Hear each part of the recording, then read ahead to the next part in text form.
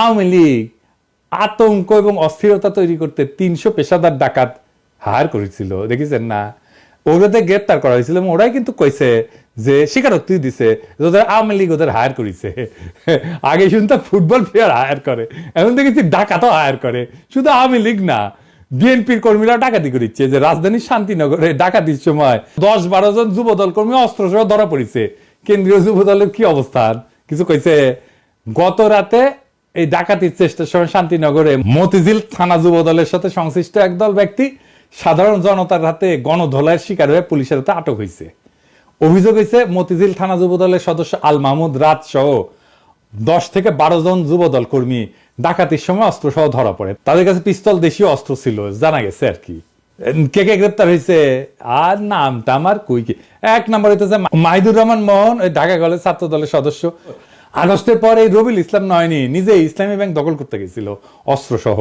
একাধিক গণমাধ্যমে সংবাদ প্রকাশিত হইলেও দল কিছু কিন্তু করে নাই।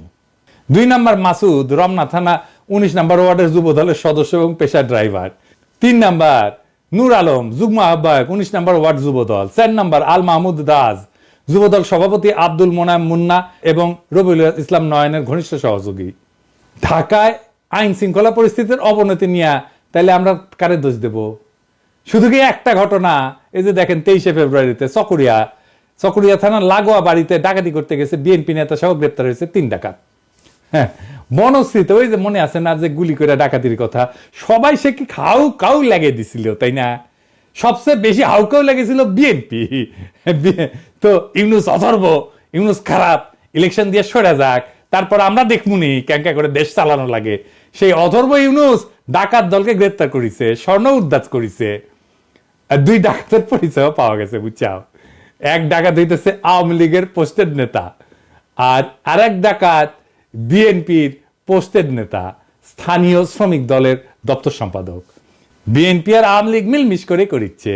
আবার দেখেন মিরেশ্বরায় ডাকাতির সময় গণপিটুনিতে নিহত হয়েছে বিএনপির নেতা। আবার দেখেন সিসি ক্যামেরা ভেঙ্গে রাজধানীর বাসাবাড়িতে বিএনপি নেতার নেতৃত্বে ডাকাতি। আবার দেখেন নড়াইলে ডাকাতির ঘটনায় এনএসআই কর্মকর্তা এবং বিএনপি নেত্রীর ছেলে কারাগারে। তো এবার আসেন দেখি বিএনপি কি বলে দেশের এই আইন শৃঙ্খলা পরিস্থিতি নিয়ে। বিএনপির মিডিয়া উইং এর মিডিয়া সেলের ফেসবুক পেজ থেকে বলি, লিখিচ্ছে দেশ জুড়ে ডাকাতি চিন্তা এক ভয়াবহ পরিস্থিতিতে রূপ নিয়েছে। পতিত স্বৈরাচার হাসিনার দোসরেরা মিলে একে একে ডাকাতি চিন্তার মতো ন্যাক্কারজনক ঘটনা ঘটাচ্ছে। তার মানে কি বিএনপি হাসিনার দোসর? তাই তো মনে হচ্ছে। বিশেষ করে রাজধানী ঢাকাতে প্রতিদিনই কোনো না কোনো ডাকাতি আর চিন্তায়ের ঘটনা ঘটেই চলেছে। এইসব যে ফ্যাসিস্ট হাসিনার ষড়যন্ত্রের অংশ তার প্রমাণ পাওয়া যায় আওয়ামী লীগ নেতা গাজীপুর সিটি কর্পোরেশনের সাবেক মেয়র জাহাঙ্গীর আলমের ভাইরাল হওয়া এক ভিডিও থেকে। তো জাহাঙ্গীর আলম আপনাকে কি দিচ্ছে? আপনার লোকজনই তো করিচ্ছে। নির্বাচিত সরকারের অনুপস্থিতিতে নানাভাবে দেশকে অস্থিতিশীল করার চক্রান্ত করছে পতিত স্বৈরাচার আওয়ামী সন্ত্রাসীরা। দেশকে স্থিতিশীল করতে নির্বাচনের বিকল্প নাই।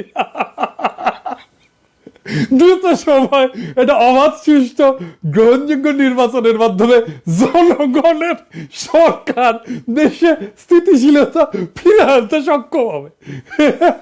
তাই নিজেদের কর্মীদের ডাকাতির নামে দেবেন।